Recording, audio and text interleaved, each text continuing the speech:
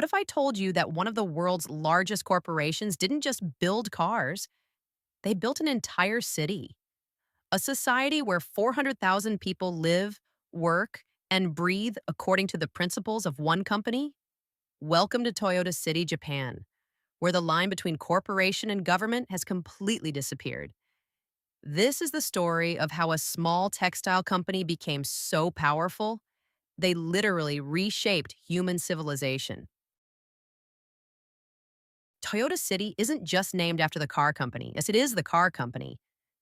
Every street, every building, every aspect of daily life revolves around Toyota's vision of the perfect society. But how did we get here? How does a business become so influential that it creates its own city state? Today, we're diving deep into one of the most fascinating examples of corporate power in modern history.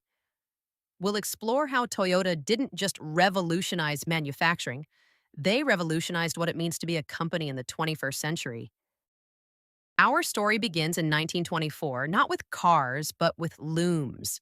Sakichi Toyoda, that's Toyota with a D, founded Toyota Automatic Loom Works. But Sakichi had a vision that went far beyond textiles. He believed in something called customer first, dealer second, company third. This wasn't just a business philosophy, it was a social contract.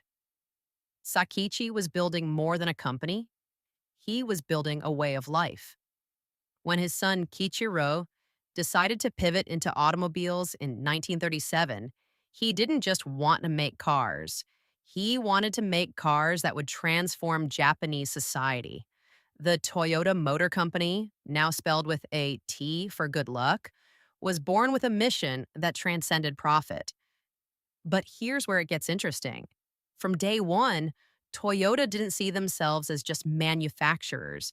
They saw themselves as social architects. In the 1950s, while American car companies were focused on mass production, Toyota was quietly developing something revolutionary, the Toyota Production System, or TPS.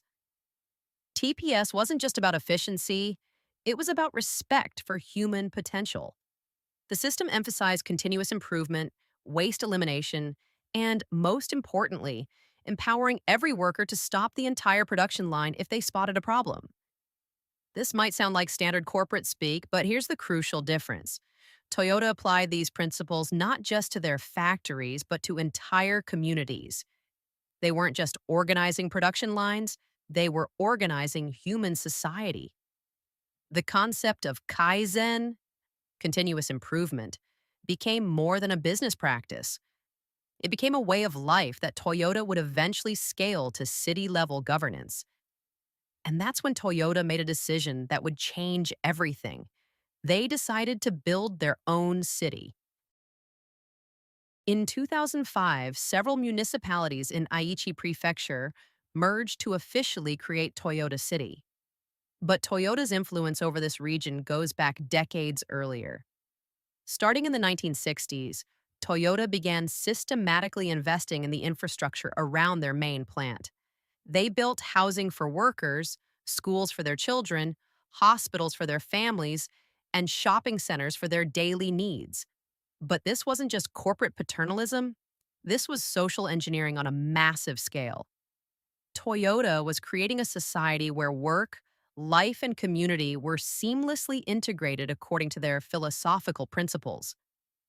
Today, Toyota City houses 420,000 residents across 290 square miles. That's larger than many countries.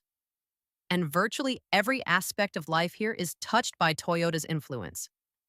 Residents don't just work for Toyota, they live the Toyota way. From the layout of neighborhoods based on lean principles to schools that teach Toyota's philosophy alongside traditional subjects. So, what's it actually like to live in a city owned by a corporation? Let's take a typical day in Toyota City. You wake up in housing designed according to Toyota's space efficiency principles. Your children attend schools where they learn not just math and science, but Toyota's problem solving methodologies. The Toyota Technological Institute doesn't just train engineers, it trains citizens. Students learn that individual success is meaningless without collective improvement. At work, whether you're directly employed by Toyota or one of their suppliers, you participate in daily improvement meetings. Problems aren't just production issues, they're community issues. After work, you might visit community centers built by Toyota, participate in sports leagues organized according to Toyota principles, or shop in retail spaces designed to optimize flow and minimize waste. Even healthcare follows Toyota principles. The Toyota Memorial Hospital applies lean methodology to patient care, reducing wait times and improving outcomes through continuous process improvement. What makes Toyota City remarkable isn't just its scale, it's how thoroughly it embodies Toyota's philosophy in every aspect of community life. The Toyota Way emphasizes long term thinking over short term profits. In Toyota City, this translates to sustainable urban planning, renewable energy investments, and education systems designed for lifelong learning. The principle of respect for people manifests in universal health care, comprehensive social services, and democratic participation in community improvement processes. Perhaps most remarkably, the concept of continuous improvement extends to governance itself. Regular community Kaizen sessions allow residents to propose and implement improvements to city services and infrastructure. The results speak for themselves. Toyota City consistently ranks among Japan's highest in quality of life metrics, educational outcomes, and environmental sustainability. Toyota City isn't an isolated experiment. It's a prototype that Toyota is scaling globally through their operations in dozens of countries. In Georgetown, Kentucky, Toyota doesn't just operate a plant, they've transformed the entire regional economy and culture.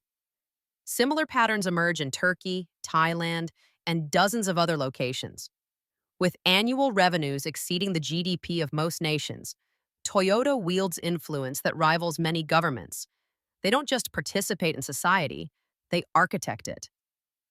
Some scholars argue we're witnessing the emergence of corporate city-states, entities that combine economic power with social governance in ways that challenge traditional notions of sovereignty. Toyota isn't stopping with one city.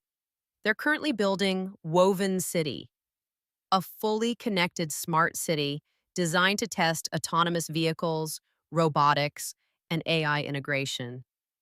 This 175-acre city at the base of Mount Fuji will house 2,000 residents in a living laboratory where every aspect of urban life becomes a test bed for Toyota's technologies and philosophies. But Woven City raises profound questions. When corporations can build entire societies, what happens to democratic governance? When your employer is also your city planner, healthcare provider, and educator, where does corporate influence end and personal freedom begin? The efficiency and innovation are undeniable. Toyota City residents enjoy remarkable quality of life, economic security, and social cohesion, but they also live within a system designed by and for corporate interests. Toyota City represents something unprecedented in human history, the complete integration of corporate and social organization. It's simultaneously inspiring and unsettling. On one hand, we see a society where human potential is maximized, waste is minimized, and continuous improvement drives constant progress.